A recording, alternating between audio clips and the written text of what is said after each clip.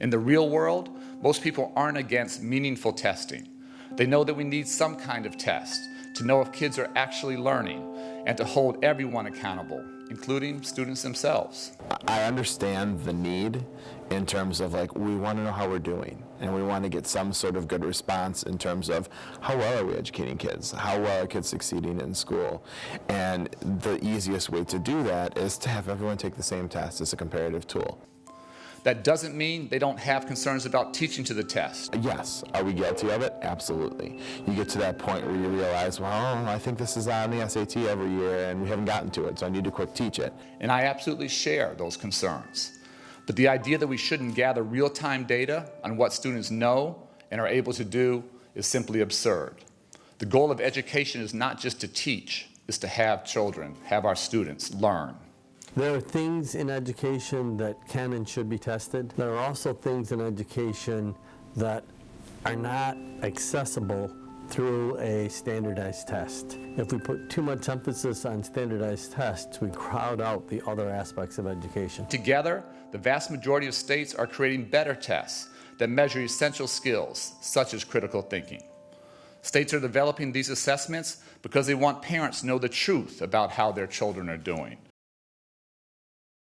Standardized testing, it's a loaded term. There's two good ideas there. Testing is a good idea. Standardization is a good idea. It's important for us to have standards so that we know that kids are being held to the same expectations wherever they are. That's what standards do for us. They say these are the expectations. This is what kids should know and be able to do. Testing is a good thing too because it gives us feedback and it lets us know as teachers and as administrators, as schools, how our kids are doing and how we're doing in helping them learn. So standardized testing, when you put it together, can be a good thing.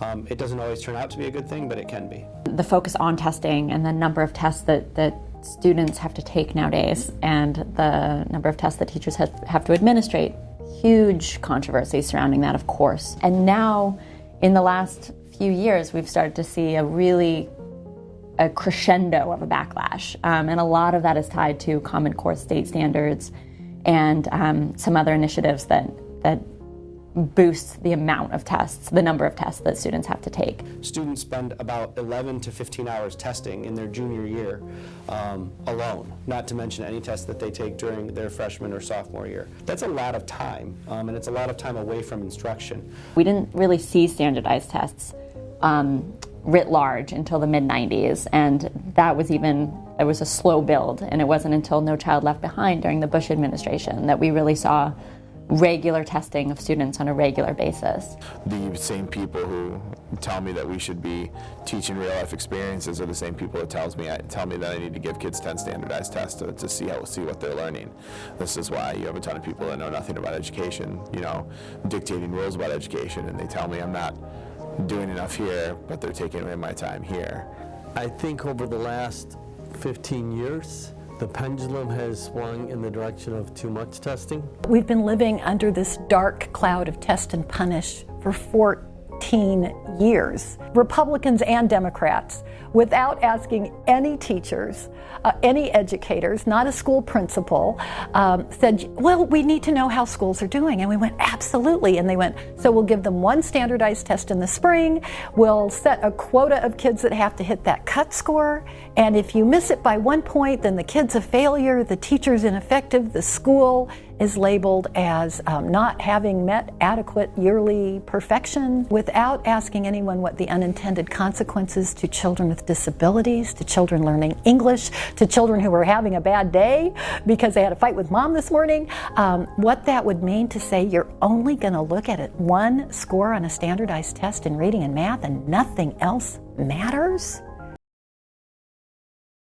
If there was one thing that you want your next president-elect to know about education, about standardized testing, what would you want to let him know? I would want him to know that we are a society of individuals, that we have a lot of creative-minded, open-minded people, and that's a product of our education system, that our education system is working. We spend too much time trying to summarize American education into a number. That's not a fair representation of who we are.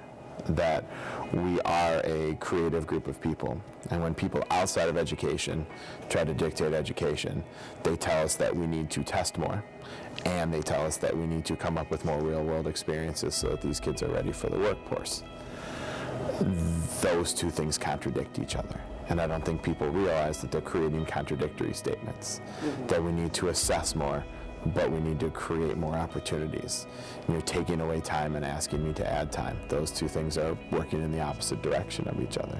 It shouldn't be about lobbyists or outside, research firms who can only look at the same standardized testing numbers that don't tell the whole picture. It should be about the people who are here, who are working with these kids, who understand education, that should be here making decisions about education.